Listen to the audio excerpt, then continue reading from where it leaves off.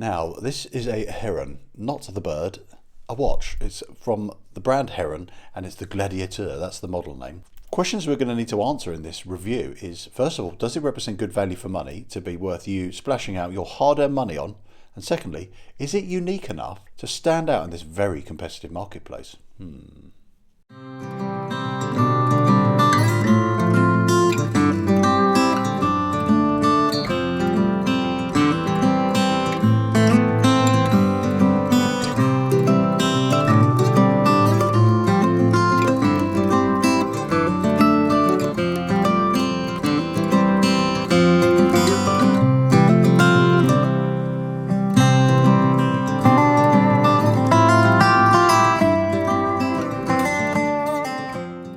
So what do you need to know about this watch, which you can't just get from the stats and specs? Well, first of all, information about what is going to be changing from this exact watch I'm looking at here to what you will get if you were to buy this. First of all, the lowest price you're going to get this for on Kickstarter in terms of dollar value is $310. That's how much you'd have to pay to get one watch in a watch roll. Bit steep if you ask me, but it does have a Miyota movement in here, the 9000 series without the date complications. So that may be why it's sort of in that bracket. It's got sapphire and all that jazz, but that is still a little bit expensive. And the changes you're going to get from this watch to the ones you would buy on Kickstarter is push-pull crown on here. It will be screw down. And secondly, there'll be more lume on the markers, which is something it really needs because it's pretty poor in this watch. Other than that, what you see here is what you will get. And there are obviously other colour versions. What do I like and what do I think you should be aware of? Well, I like the proportions, the wearability, that is really good. It's very comfortable. It is a light watch on your wrist, you don't really notice it. I like the movement inside, you can't see it, but I do like these Miyotas. Very smooth winding. They generally keep really good time. They're rugged, they've got good shock absorption. They won't let you down. Usual Miyota fare, they're fantastic. So that's a happy days thing. Straps really good, FKM rubber. Really good quality, doesn't have that silicone tacky sticky feel. You've got this quality grade that they've used here, which is really nice. It also comes on a bracelet, which I'll show you in a sec. I just like this style. I think it works really well. It's good as a sports looking watch. That's another thing I like. It's definitely a sporty feel kind of thing.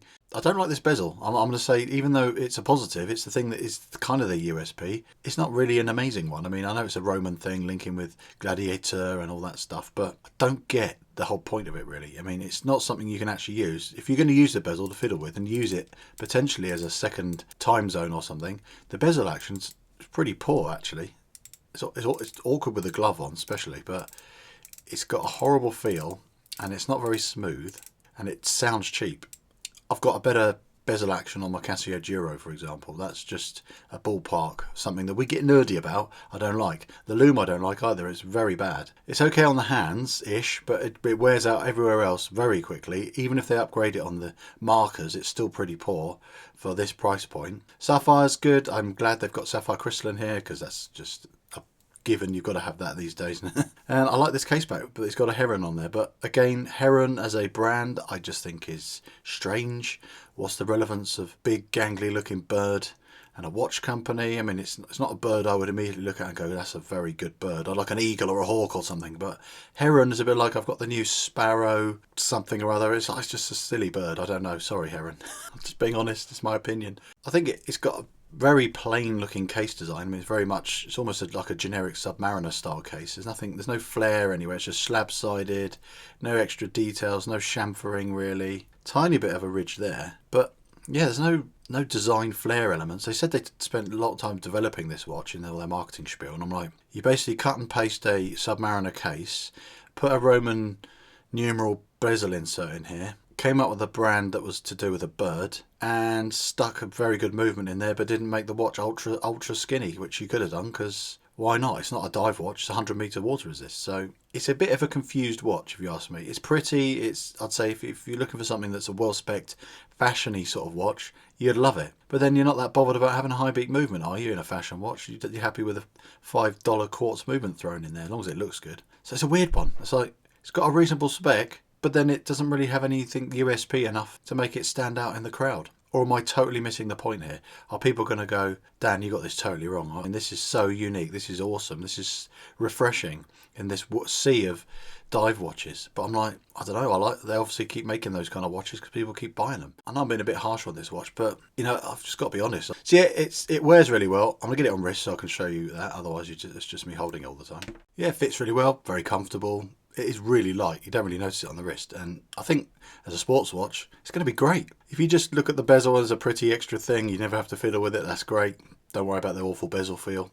It's going to have 100 metre water resist, so you can get it wet in the pool. A nice strap. For a summery sort of thing, and the different colours are awesome. I prefer the white one with this sort of the eggshell coloured strap. That's for me a bit more what I would be interested in, because that does look a bit unique, the colours that it plays with. But blue on blue is just a bit done and dusted, you know, it's a bit boring. Here's the bracelet. Yeah, it's just your usual affair. Push pins. You can see someone else has put it on. It's all scratched up already. It's a bit rubbish for this kind of money because you've just got an awful pressed clasp, and it's a bit nasty, to be honest. So it's, as bracelets go, even in this price bracket, this is pretty poor, to be honest. I mean, the brushing's okay, but I just think this clasp is horrific. I mean, it's just the thinnest metal I've ever seen. It's just been punched out of a machine really cheaply. So in parts it's refreshingly different, and in other parts it's utterly boring, because it's quite cool that it's got Roman numerals and it's a brand called Heron, but then another part of me goes, well, that novelty wears off quick, and I just think, no, I'm not that bothered anymore. So if they do a version 2, please upgrade a few things. A bit more of an innovative case design, slim it down a bit and improve that bracelet, boost the loom up, have some flair, have some more depth to the dial, have some patterns. If it's your French Canadian, why not have a guilloche dial, incorporate something French into it even more? Have a dial that just has a bit of magic to it, and maybe have a pattern that looks like a bird's wing. I don't know, just go crazy with it. If you're going crazy enough to go Roman numerals and call your watch a Heron, get a guilloche dial on there or something else a bit snazzy. Full loom dial, I don't know, just go for it. If you're going to charge someone £200 to £300 or dollars for a watch, it needs to have a bit more. So to keep this nice and simple, to answer some of the questions I asked at the very beginning of this video, guys, well, first of all, does this represent good value for money? No.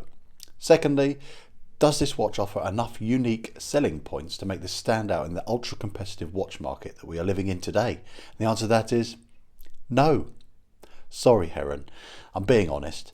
And that's what this is all about. Thanks for lending me a watch. I look forward to passing on to the next person, see what they think. But this one is not for me, guys. I am sorry. Thanks for watching anyway, guys. Let me know what you think in the comments, if you agree with me or not. If not, see you in the next one. Bye for now.